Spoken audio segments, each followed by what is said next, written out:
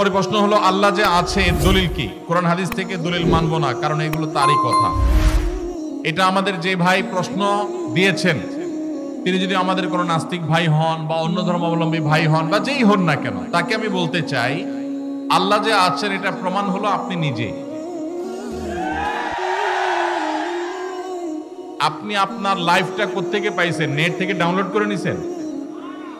কি বলেন? আপনি নিজেকে কোত্থেকে পাইছেন? আপনার আব্বা আম্মা আপনাকে নেট থেকে ডাউনলোড করে নিয়ে আসছে? ভাইরা আমার, আমাদের অস্তিত্বই আল্লাহর অস্তিত্বের সাক্ষী। আল্লাহ রাব্বুল আলামিন বলেছেন ওয়াফি আনফুসিকুম আফালা তুবসিরুন, তোমাদের অস্তিত্বের মধ্যেই আল্লাহর অস্তিত্বের নিদর্শন আছে, তোমরা কি দেখো না?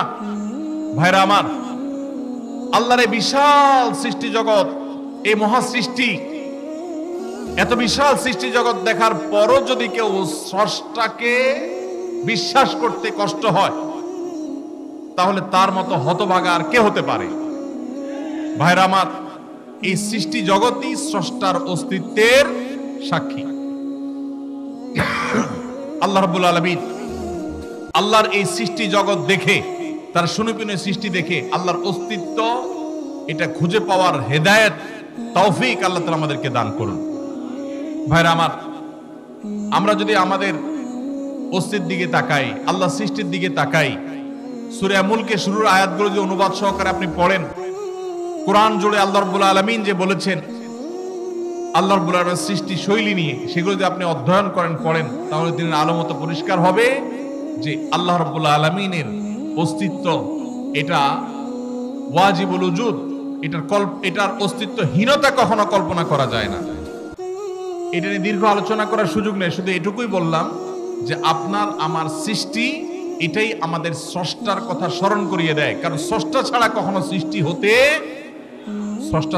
সৃষ্টি হতে পারে? ছোট বড় এমন কিছু পৃথিবীতে নাই যেটা কেউ তৈরি করা ছাড়া আসছে। মাইকটা কেউ তৈরি করেছেন, এই পানির বোতলটা কেউ তৈরি করেছেন, এই কাগজটা কেউ তৈরি করেছেন।